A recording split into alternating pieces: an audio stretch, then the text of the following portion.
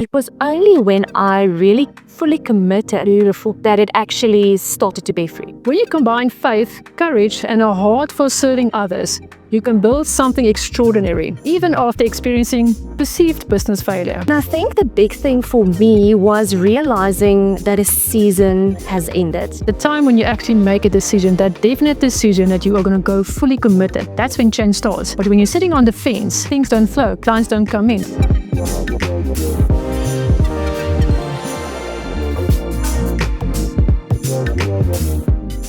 Hello, beautiful souls, and welcome back to the Confident Alchemist podcast, where bold women take the brave leap to build businesses and lives they deserve. I'm Debbie, and today I have someone with me whose story is beautifully illustrates that sometimes, even after failure, you can create meaningful success. I'm here with you, Mizane Pieterse, and her journey is proof that when you combine faith, courage, and a heart for serving others, you can build something extraordinary, even after experiencing perceived business failure. Mizane has a pastoral calling and a theological background with specialized training in couples therapy. She transitioned from full-time ministry to building not one, but 3 successful businesses. The one is Mizane Pieterse practice, which focus on pastoral counseling and relationship therapy. Another business is called Little Loud Hearts, offering developmental programs for young children.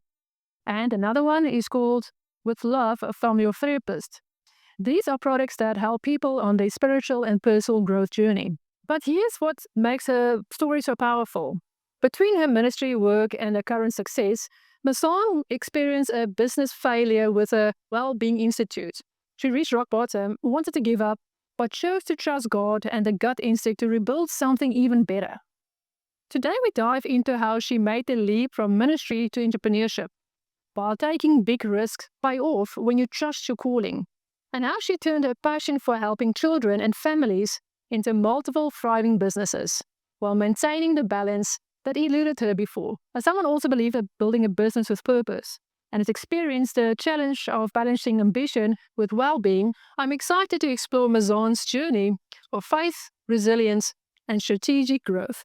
Mizane, welcome to the show. Thank you, Debbie. It's good to be here. Mizane, you had a successful career in full-time ministry. You've youth work, children's ministry, and a clear pastoral calling. That's not something that people can walk away from lightly. Take me back to that moment when you decided to pursue your private practice full-time. What was the turning point that made you realize that you need to make this leap? And how did you find the courage to leave the security of ministry for the uncertainty of entrepreneurship? That's a big question, Debbie. Takes me back.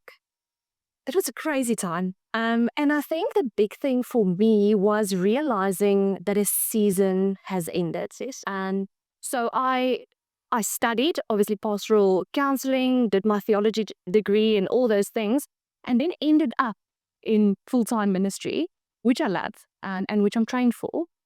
But then in ministry, things shifted. So I started doing more, or let's say less people work. And I started to miss working with people. Yes. And God just took me back to my heart, actually. And I realized a season is changing.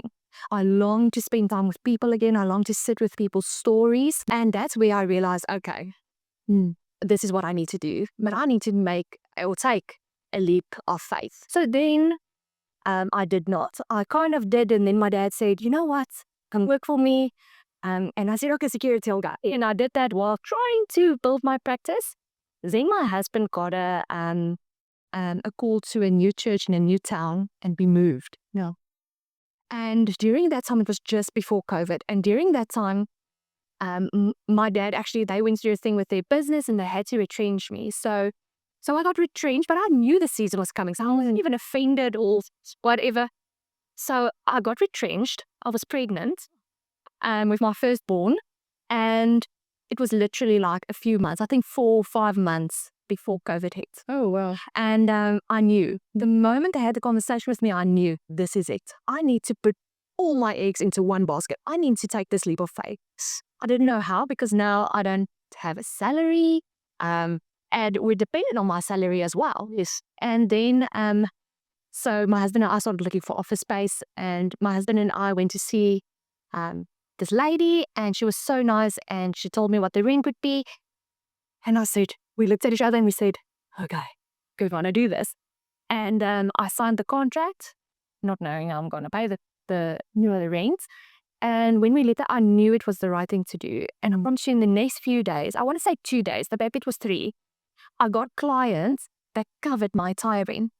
And so I actually started the journey with security, but I had to make the decision beforehand. So I knew that long before, it was 2 years before, I knew the change was coming. So I sensed it. Yes. But it was only when I really fully committed that it actually started to bear fruit. Yeah. And I can definitely see it in a lot of other entrepreneurs. The time when you actually make a decision, that definite decision that you are going to go fully committed, that's when change starts. But when you're sitting on the fence, maybe, maybe not, and then you will see that things don't flow, clients don't come in. But when you make that definite decision and trust your decision and decide actually the outcome, I am going to be successful, that's when doors start opening. That's true. That's true. And I think the way you think changes when you don't have any other security. When everything is focused on this and you put all your attention on that, it also, I believe it changes something, maybe if in the spiritual, I don't know, even something shifts. Even I believe that. You've mentioned that taking big risks pay off when you trust God and your gut instinct. Your journey certainly proves that, from leaving ministry to building multiple businesses. But I imagine that there were moments of doubt and fear along the way. How do you distinguish between God's calling and your own desires?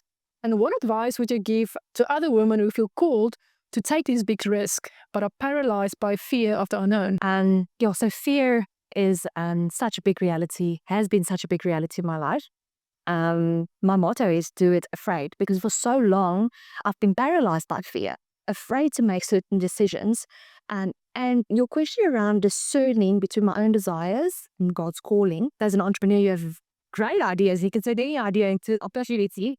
And I think for me, I think there's maybe 2 parts here. The one is first discerning where you truly have peace, because in all ideas, it's the idea you should follow or the one you should turn into an opportunity. So I always think, so first, when you have multiple ideas and plans, to maybe just take a step back and reflect, what do you feel called for? So where's your talents? What are you qualified to do? What gives you life? And then to do it. So a story in my life, and it's, I made my choice in a life partner, my husband, with this word that came to me, my businesses, and that is sometimes I have to make 100% commitment without 100% security. Yes. And that's the same with business. You don't no guarantee that it is going to work. Exactly, yeah. So for me, I trust peace. So when we look in the Word of God, He says that let peace be your umpire. And for me, I've made every decision in my life when that, and can see the times where I did not have peace and I made the decision, I made the wrong decision. Or even when I made a rushed decision, impulsive decisions, because entrepreneurship shouldn't be impulsive. No. I think you get to a place where you can trust your gut. But the moment we start being impulsive, we make mistakes. I think it's crucial to have time of reflection, time of really planning and dreaming and thinking. And then to say, so the first time I preached way back, the pastor said, because I was very young, and he said, when he first preached, he said to himself, broek staan stil, jou baas is nie bang nie. And that stood by me. And every time I want to make a decision or do something that's scary, I remind myself, broek staan stil, jou baas is nie bang nie. Exactly. And so I think sometimes you shouldn't focus on the fear, because the fear will be there, but not to allow the fear to paralyze you. That's why I say I do it afraid. Yeah. So even if it scares me, even if if the possibility is, because it is there, of failing, it's okay. It's okay, because that's also how we learn. It's how we grow. So I would say, Nike, just do it. That's it. After you've made the decision, do it. Beautiful. Yeah.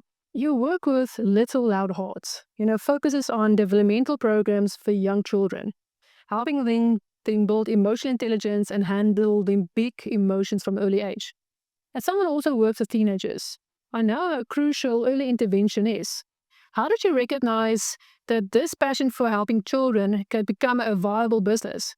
And what's been the impact of teaching children these skills early rather than waiting for them until they're struggling adults? Yes.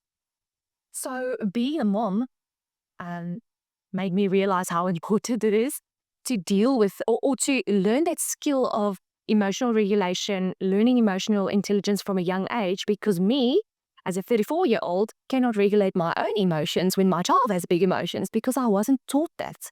I had to teach myself. And I see how many kids are being shamed or being punished for having big emotions instead of being guided.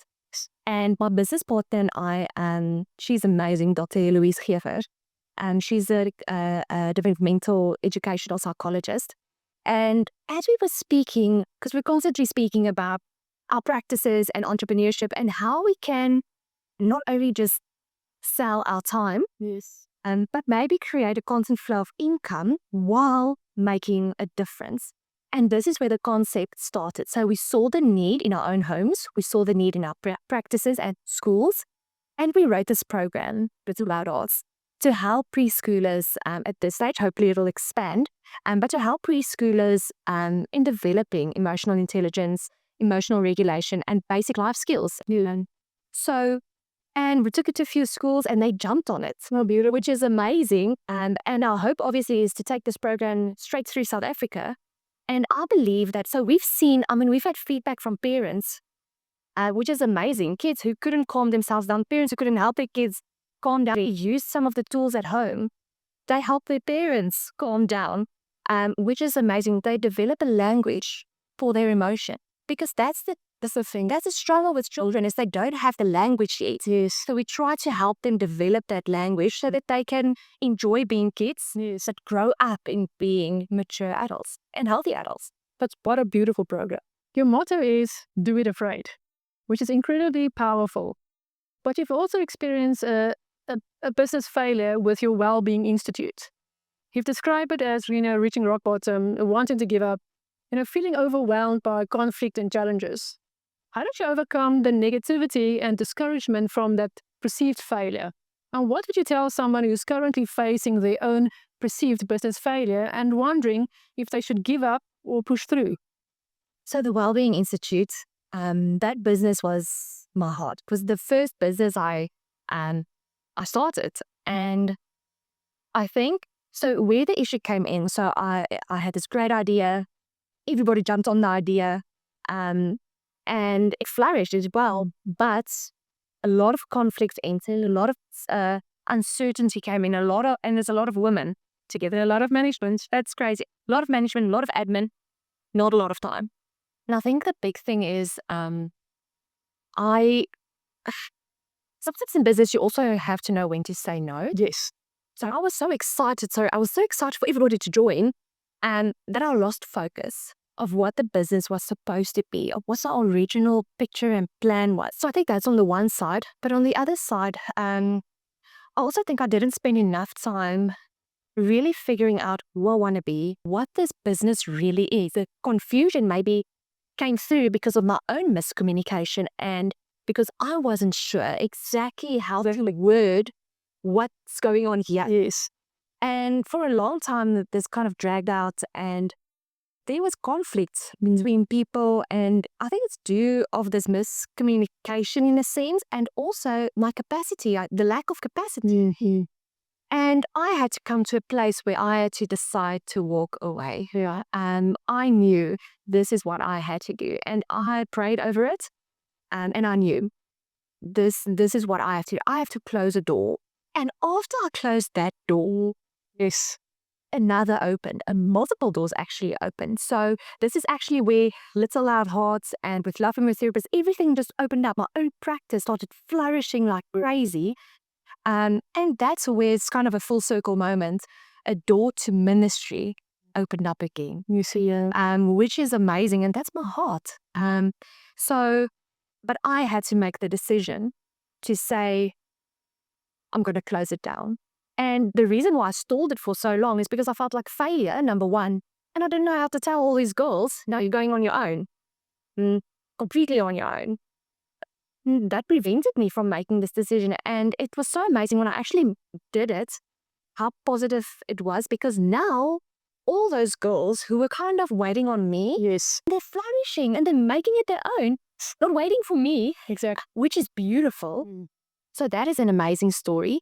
And for me, I had to work through it. So I had to take a honest look in the mirror and say, okay, Mizane, what was the failures? Because sometimes, failure is not the end of the world. We embrace it, and we need to learn from. So I had to ask myself, or what can I learn? What can I prevent in the future? And what can I do differently? What should I do the same? So it was a great opportunity for me to make certain decisions, but to also look inward and say, okay, what can I take from this? So Wellbeing Institute, I don't see it as a failure. I see it as a stepping stone, personally and both professionally, and it led to new doors. You now run 3 successful businesses, while maintaining the balance that was missing in the previous venture.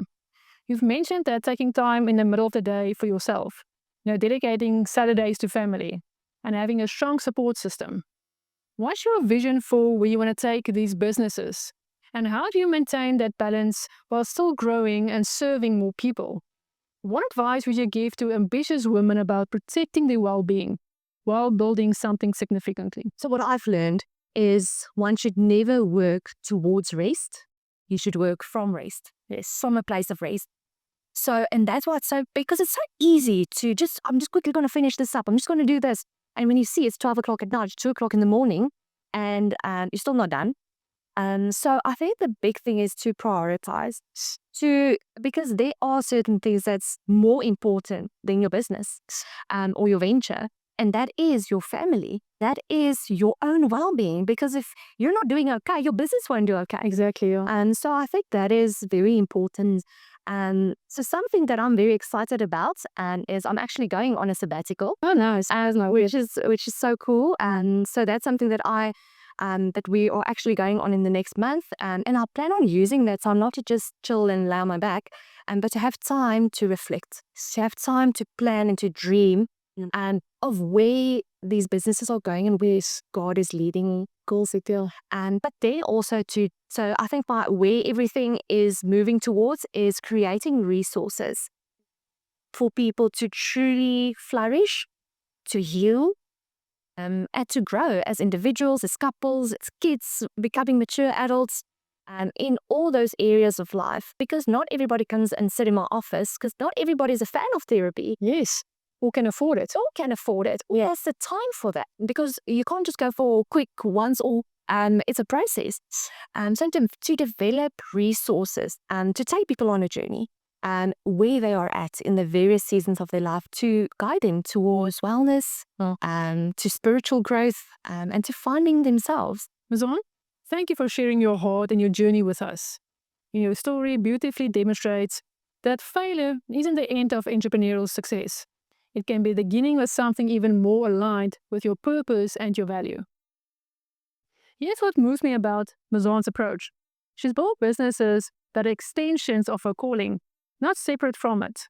Her pastoral heart, her therapeutic training, and entrepreneurial spirit all work together to create something that serves others while honoring her own well-being. Here are the 4 powerful lessons from this conversation. Number 1. Sometimes you need 100% commitment without 100% certainty. Faith and entrepreneurship both require stepping into the unknown with trust rather than guarantees. Number 2, business failure doesn't disqualify you from future success. It can actually prepare you for it. Mizane's failed venture taught her valuable lessons about boundaries, support systems, and sustainable growth. Thirdly, your passion for helping others can become a viable business when you approach it strategically. Mizane turned her heart for children, emotional development into little loud hearts, proving that purpose and profit can coexist beautifully. Number 4, true success includes protecting what matters most.